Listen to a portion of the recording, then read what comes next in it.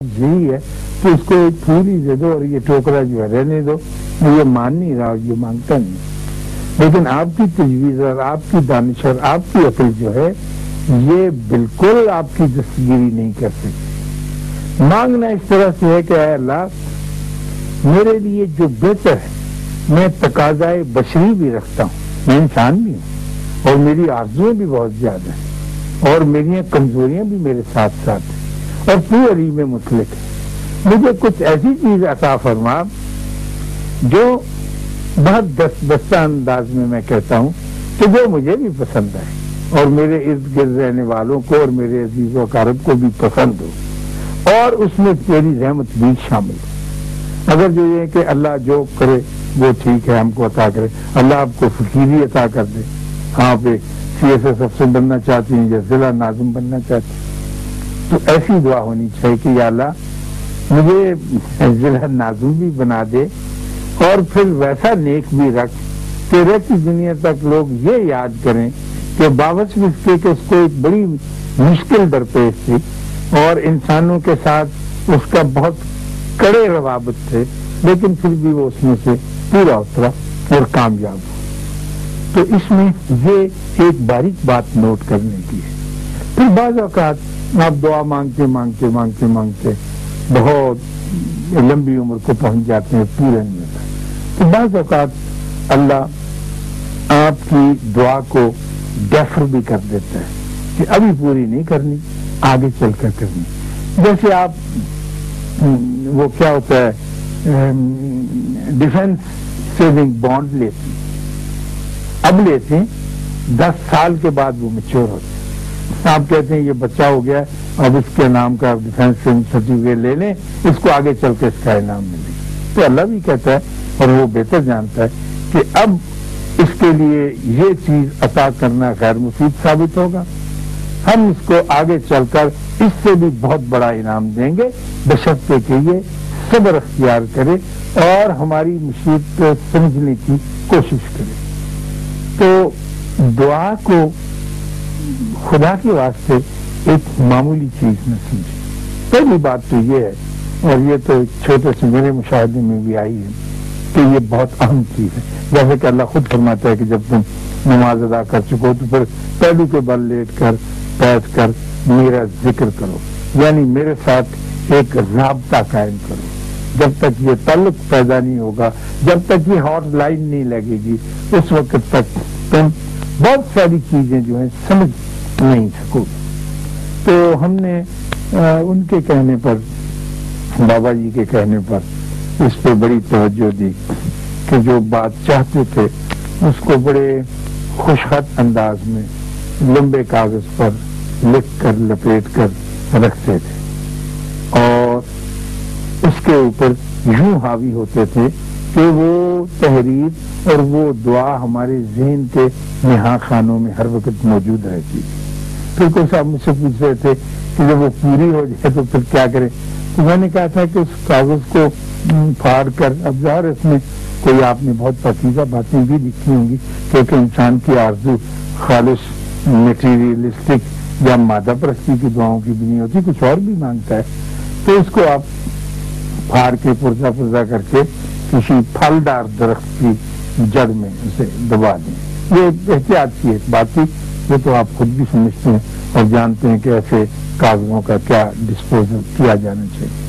تو ہمارے جو صاحب ہیں افضل صاحب، انہوں نے یقیناً، اور یہ بات بہت قابل غور ہے، کہ باقاعدہ دعاؤں کا ایک رجسٹر بنا لیا اور اس پہ وہ دیکھتے ہیں کہ فلاں تاریخ کو فلاں سن میں میں نے یہ دعا مانگی.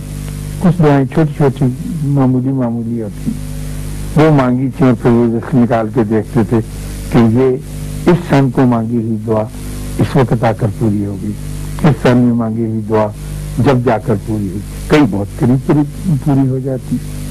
تو دعا مانگنے کے لیے پورے خضوع کے ساتھ، پوری توجہ کے ساتھ، پوری کنسنٹریشن کے ساتھ اسے مانگا جانا چاہیے. چلتے ہوئے، جیسے کہ میں نے بار بار کہا ہے، دعا مانگنے کا کوئی ایسا فائدہ نہیں ہوتا. وہ اور کچھ دعائیں ایسی ہوتی ہیں جو بہت ٹھا کر کے لگتی ہیں. بغداد میں ایک نان بھائی تھا، اور وہ بہت اچھے نان لگاتا تھا اور بڑی دور دور سے دنیا اس کے گرم گرم نان خریدنے کے لیے آتی تھی. تو کچھ لوگ ہمارے جیسے ہی ہوتے ہیں، وہ بعض اوقات معاوضے کے طور پر اس کو صحیح سکہ دینے کے، کھوٹا سکہ دے کے تو اس سے نان خرید کے لے جاتے تھے. اور وہ نان بھائی کھوٹا سکہ لینے کے بعد اسے جانچنے اور آنکنے کے بعد اسے اپنے گولک میں ڈال لیتا تھا، کبھی واپس نہیں کرتا تھا یا اسے آواز دے کے نہیں کہتا تھا کہ تم نے مجھے کھوٹا سکہ دیا.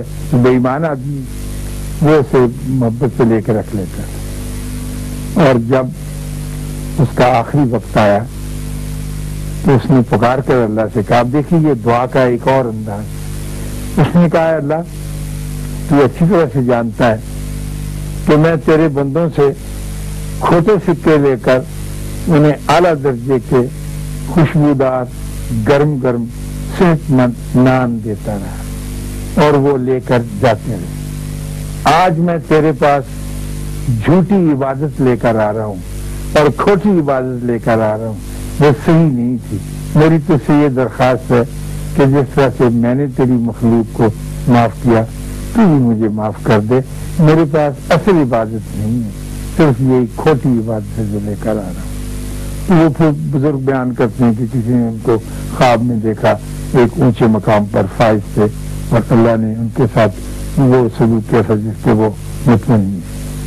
کبھی کبھی ایسا بھی ہوتا ہے کہ لوگ یہ سمجھتے ہیں کہ دعا مانگی گئی ہے تو اس کا کوئی ہمیں تو جواب ملا نہیں، اور جواب ملنا چاہیے. جو میں نے کورسپونڈنس کی بات کی، تو جو محسوس کرنے والے دل ہوتے ہیں وہ یہ کہتے ہیں کہ نہیں، جواب ملتا ہے. ایک بچی تھی چھوٹی سی، اس کی گڑیا اور کھیلے ٹوٹ گئی تو بیچاری رونے لگی اور روتی رہی.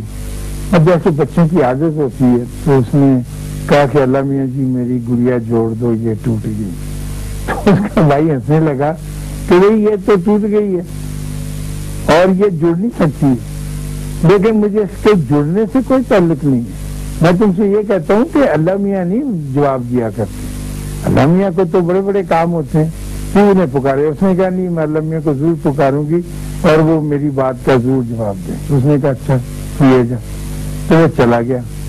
تو 2-4 گھنٹے کے بعد کھیل کے جب گھر واپس آیا تو اس کی بہن جو تھی چھوٹی، وہ بیٹھی چارپائی پر بیٹھی تھی اور اس کی گڑیا اسی طرح ٹوٹی ہوئی فرش پر پڑی. اس نے کہا کہ بتاؤ یہ آیا اللہ میاں کا کوئی جواب؟ کہنے لگی ہاں آیا. اس نے کہا کیا؟ انہوں نے کہا کہ اللہ میاں نے کہا یہ نہیں جڑ سکتی. تو جواب تو آیا جیسا ہی آیا. تو وہ اس کا یقین اور ایقان تھا کہ اب ٹھیک ہے، انہوں نے فرما دیا تو نہیں جڑ سکتی. بہت سی دعاؤں کے جواب میں ایسا بھی حکم آ جاتا ہے، ایسی بھی انڈیکیشن آ جاتی ہے، ایسا بھی اشارہ آ جاتا ہے کہ یہ کام نہیں ہوگا. اس کو بڑی صمیم قلب کے ساتھ اور دل کی خوشی کے ساتھ برداشت کرنا چاہیے. ہم کرتے نہیں ہیں لیکن کوئی بات نہیں، پھر بھی ہمیں معافی ہے کہ ہم تقاضۂ بشری کے تحت انسان ہونے کے ناطے بہت ساری چیزوں کو اسی طرح چھوڑ دیتے ہیں اور ہم پورے کے پورے اس پر حاوی نہیں. کئی مرتبہ دعا مانگنے کے سلسلے میں کچھ لوگ بڑی ذہانت سے اور بڑی استاد آدمی ہے نا، آدمی سوچتا بھی بڑی ٹیڑھے انداز میں بھی ہے. تو ہمارے گاؤں میں ایک لڑکی تھی جوان، شادی کے قابل، اس کی بیچاری شادی نہیں ہو رہی تھی. تو ہم اسے کہتے تھے کہ تو دعا مانگ، تجھے بھی دعا مانگ دیجیے، ہم بھی مانگتے ہیں کہ اللہ تیرا کہیں اچھا. اس نے کہا نہیں، میں اپنی ذات کے لیے کبھی دعا نہیں مانگتا، مجھے اچھا نہیں لگتا. ہم نے کہا بھائی تو پھر بڑی ولی ہے جو لوگوں کے لیے، کہ نہیں مخلوق خدا کے لیے دعا مانگتی ہیں، وہ اللہ زیادہ پوری کرتا ہے. تو ہم بہت حیران ہوتے تھے اس کی اس بات کے بعد، لیکن وہ بڑے یقین کے ساتھ، یقین کے ساتھ کہتی. تو وہ ہمیشہ یہی دعا مانگا کرتی تھی کہ اے اللہ میں اپنے لیے کچھ نہیں مانگتی، میں اپنی ماں کے لیے دعا مانگتی ہوں کہ یا اللہ میری ماں کو ایک اچھا خوبصورت سا داماد دے دے تیری بڑی مہربانی ہوگی. میری ماں جو ہے وہ خوش ہوگی. میں اپنے لیے کچھ نہیں چاہتی کہ ذہین بھی ہو, اچھی تنخواہ بھی ہو, پیسے بھی اس کے جائیداد بھی ہوں, لیکن میری ماں کو یہ داماد دے, میں اس میں شامل نہیں. تو ایسے بھی آپ کی دعائیں مانگتا ہے اللہ کے ساتھ کئی قسم کی چیز. لیکن میں سمجھتا ہوں ذاتی طور پہ کہ اس قسم کی دعا مانگنا بھی بڑی اچھی بات ہے. یہ تعلق تو ظاہر کرتا ہے کہ اللہ کے ساتھ تعلق تو ہونا چاہیے آدمی کا. یہ کہ خالی والی ایسے کر کے مانگ گئے تو پھر بات کئی دفعہ سمجھ میں نہیں آتی. بالکل ٹھیک, جس زبان میں بھی آپ چاہیں, اللہ ہر زبان سمجھتا ہے. اور بہت سلیقے کے ساتھ مٹھار کے اپنی دعا کو چوکتا لگا کے اس کی خدمت میں پیش کیا جائے کہ جی ان چیزوں کی آرزو ہے, یہ بیماری ہے, یہ بچے کی مشکل ہے, یہ بڑوں کی مشکل ہے, اس کو پورا کیا جائے, آپ کی بڑی مہربانی ہو. اور اس کے ساتھ ساتھ کچھ چیزیں ایسی بھی ہیں جو دعا مانگنے والے کے لیے مشکل پیدا کر دیتی ہیں کہ وہ صبر کا دامن چھوڑ کر بہت زیادہ تجویز کے ساتھ وابستہ ہو جاتا ہے, اور وہ سوچنے لگتا ہے کہ جتنی جلدی میں دکھاؤں گا, جتنی تیزی میں کروں گا, اتنی تیزی کے ساتھ بھی میری دعا.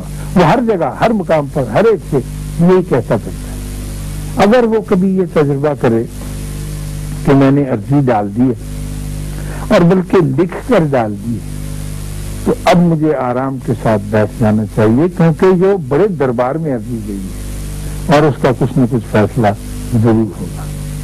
پھر بعض اوقات دعا کے ساتھ اپنی ایفرٹ, اپنی کوشش, اپنی جدوجہد, اپنی کشمکش بھی شامل کر دیتی ہے. اس کے ساتھ پھر کئی دفعہ یہ ہوتا ہے کہ دعا کے راستے میں یہ چیز حائل ہو جاتی ہے کہ اب جب آپ یہ کوشش کر ہی رہے ہیں تو پھر انشاءاللہ تعالی آپ کی کوشش کے صدقے یہ پوری ہو جائے گی. لیکن میں یہ سمجھتا ہوں, یہ میرا ذاتی خیال ہے کہ دعا کی طرف پہلے توجہ دینی چاہیے. دعا کی بڑی اہمیت ہے خواتین حضرات, اور اس کے ساتھ گہری وابستگی ہونی چاہیے. اور جب گہری وابستگی ہو تو پھر اس یقین کے ساتھ بیٹھ رہنا چاہیے کہ چونکہ عرضی چلی گئی ہے اب اس کا نتیجہ ضرور نکلے گا. یہ جب 18 مجھے بات بیچ میں یاد آ گئی جو میں کہہ رہا تھا کہ کسی بھی زبان میں دعا کرو تو وہ پوری ہوتی ہے.